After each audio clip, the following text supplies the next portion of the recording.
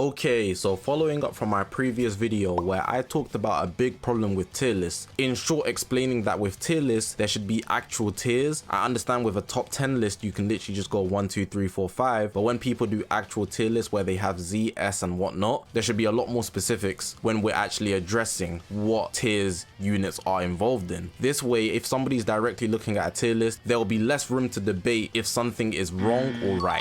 As of recent, I've been finding tier lists very stale simply because they don't give a genuine depiction of what PvP is like, whereas they just list top 10 units down to a certain person's subjective analysis on what unit should be where. But the issue with that is the tiers are not specific enough. You can't see a person's reasonings just by looking at the tier list. You'd have to have them reply to you or watch a video regarding it. I gave the example of me posting tier lists on Twitter, and when I post them on Twitter, people are very quick to jump at the tier list and reply and chime in with their 2 cents without actually fully comprehending what I'm explaining. But to give those Twitter merchants the benefit of the doubt, I haven't fully incorporated what I've wanted to do, which is what this video is about. If we take a quick blast to the past, I've been reminiscing on the fact that GamePress used to run the tier list community. And when I'm saying the tier list community, I'm referring to all the content creators, including the likes of myself, that make tier lists, and also those on Twitter or Discord, where generally people just come together and give their own opinion on what units would be top 10 or most valuable in the game. GamePress had the game on lock, and I'm not trying to glaze them again. Oh my god, bro, is dick riding all you do?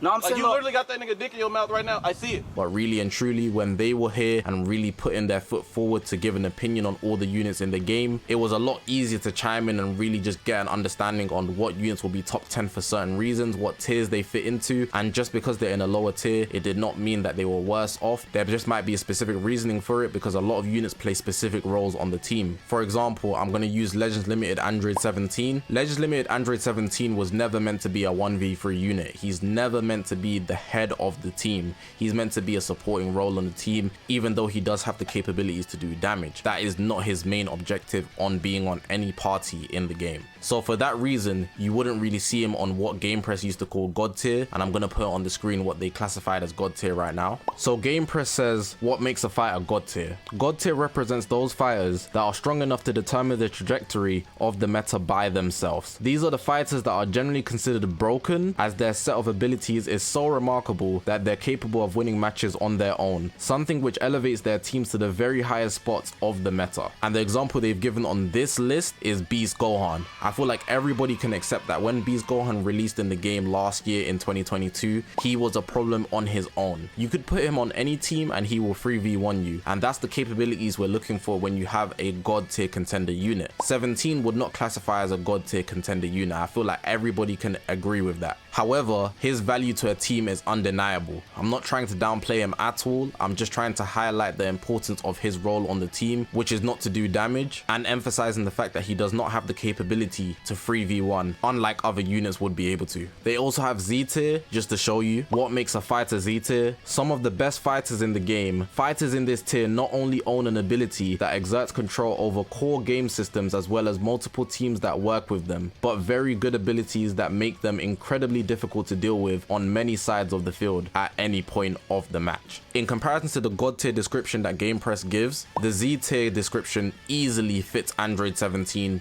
way more. Now, this is not to say that this is law, but this is the system that GamePress used to use, and I feel like everybody could really accept it, and it gave everybody a good impression on what units could do, because they were not idiots, let's be honest. They did miss sometimes, and I feel like everybody misses sometimes, but for the most part, they gave a genuine description and it was pretty accurate for most of the units in the game. They do the same thing with other tiers. They have S tier, they also have tier 1, and they also have tier 2, which I believe is their lowest tier. But yeah, that's just a little blast from the past from the people that don't remember GamePress or weren't around to actually witness it. They no longer do tier lists. It got very political. I mentioned in the last video that one of the GamePress members that has a Twitter account actually got banned. People mass reported it because they didn't like the opinions he was giving, which is actually very, very poor by the Legends community if you ask me. RIP the bro, man, he didn't deserve that.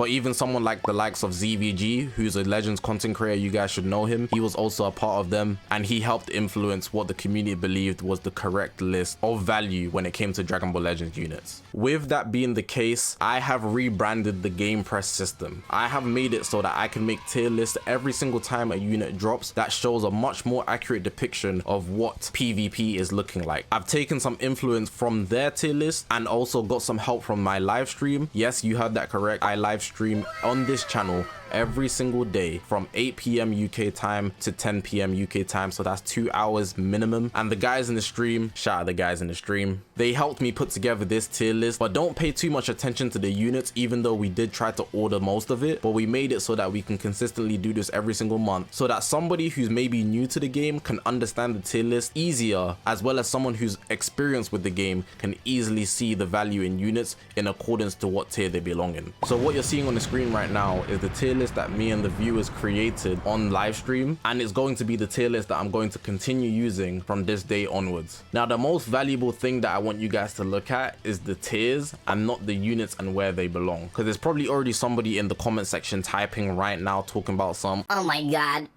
how is Revival Freezer in front of Raccoon? Like, you're already focused on the wrong thing. It's the fact that I didn't want to make a simple top 10 list that is way too subjective for somebody to just look at face value and understand. I felt like units deserve a much more in-depth description, or at least a system that is able to highlight their strong points over just a top 10 list, because it's just down to what the person who's making the list values more. In my case, I'm a very aggressive player, so I will always value damage. I feel like damage, as long as you're not getting hit because you can be skillful, will win at the end of the day. But not every player is like that. So do I want to consider that in terms of value for my tier list, or do I just want to consider the fact that, hey, I'm going to do more damage and damage is going to win you the game at the end of the day? You know, somebody else might value support way more, but in my case, I don't even like using supports, but sometimes you have to. Do you hear what I'm saying? Back to the tiers. So I'm just going to read out all the tiers and I'm going to give you a description of what every tier is based on. But the beauty right here is pretty much everything is self-explanatory, so I shouldn't have to go into much detail. So at the top, we've got God tier. In the God tier section, I've only got Gold Frieza and Ultra Vegito Blue, and this pretty much follows the same system that Game Press used to use. I feel like their God tier section was very flawless, but outside of that, it can be much more subjective,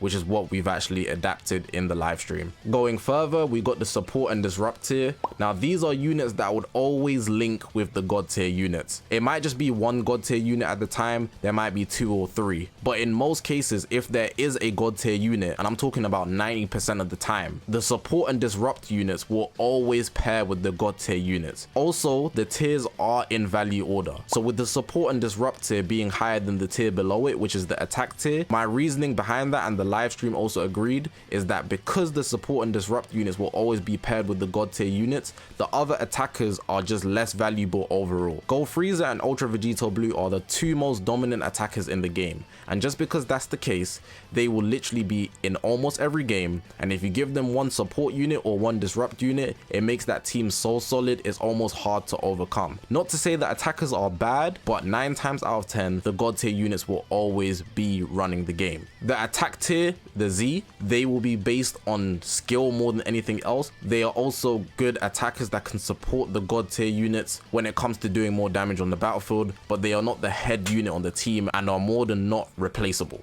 So just to reiterate, we've got the Support and Disrupt tier, and there's a Z tier for it. Another thing I should probably point out is that in every tier, there's only 10 units max. It's a top 10 in a sense, where in every tier, there'll be only 10 units. So in that category, there's only 10 in the line. And I won't go beyond that because I feel like that's unnecessary and there's just way too many units in the game to really consider. I feel like that should very much explain why God tier and the Support and Disrupt tier are in 1 and 2 in terms of the tier order. If I was to dive a bit more into the Support and Disrupt tier, I also want to mention that when I say support, I'm talking about any unit that really just adds something to the team's value. Some units, their support is so minimal that it doesn't help their team, but in most of these cases, all of these units somehow in the bare minimum help their team. If it's not support they're doing, then they're disrupting. So an example, I want to use 17. He stops the enemy from doing a lot of damage. If we take Sword of Hope Trunks, when his gauge fills, he takes your key. That's very, very annoying. If we take Cell, when he dies, he has the AoE damage and he can lock lock you in. Do you see where I'm going with the disrupt? But then there's obviously just blatant supports like Pan, who builds up your damage a lot more and can spawn you in a card. With that being said, that should be the god tier and the support and disrupt tier explained. We move down lower to the attack tier, and pretty much just to go into it, they're just attackers that just can't make it into god tier, and that's just the end of that. Below that, we have the ultra instinct tier.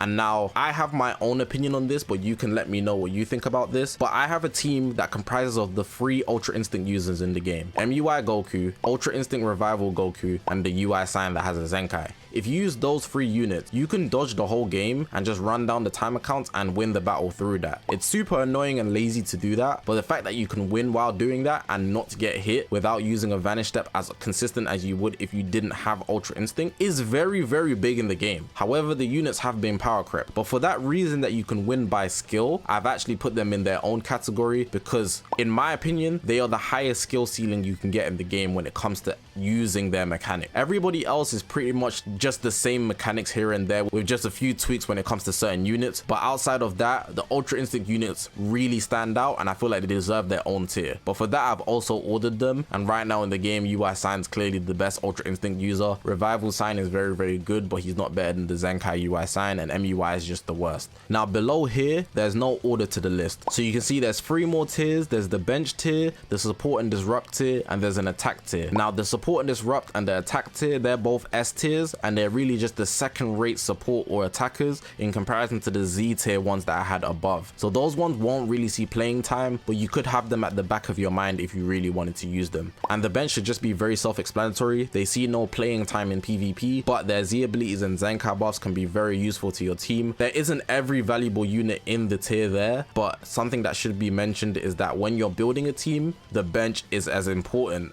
as the units that you use on the battlefield. Let's take Gold Freezer for example. The Zenkai buffs really carry that unit. Not to say that the unit is bad without Zenkai buffs, but the difference is made because of the Zenkai buffs plus the equipments, but we're not going to include equipments. Let's be so for real, they improve all the time. Now that we've gone through everything, I think what I'll do is pretty much just put a description of every single tier on the screen right now so it's easy to really comprehend. I feel like a description on paper for every single tier that I've included should make a lot of sense, would be very useful so that anybody that's quickly just trying to look at the tier list can really understand why I've put things in a certain way. If you want to pause and read, that's definitely up to you. I feel like doing this, when you're recommending somebody a tier list, they would get the most value out of a tier list like this that I'm producing. I want to also say shout out to Dingy for making this tier list. He's the one that actually makes the tier list, so he puts all the images onto the tier list that I'm using, and I just adjusted the tiers to my own liking.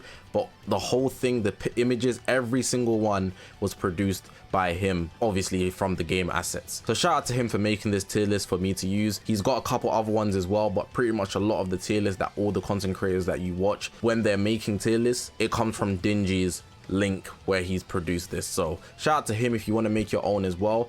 I've put the link in the description, but of course this is my one here. But yeah, please in the comment section below let me know what you think about this tier list. I feel like doing like this has made a big improvement to how people would consume tier lists, and they won't be quick to really just disagree with what's on the screen because of the specifics that I've implemented into the list, inspired by GamePress. I really do miss them though. It was fun times back then, I cannot lie. Press the subscribe button, man. We're on this grind to 100,000 subscribers. 75k is next. More videos like this coming on the channel, highly edited. I'm putting work in heading into the festival, but of course it's a group effort. You help me, I help you, I help you, you help me. I hope that makes sense. Anyways, I'm gonna leave it like that. I appreciate you guys for watching. My name is Zakashi, guys, and I'll see you guys in the next one, man.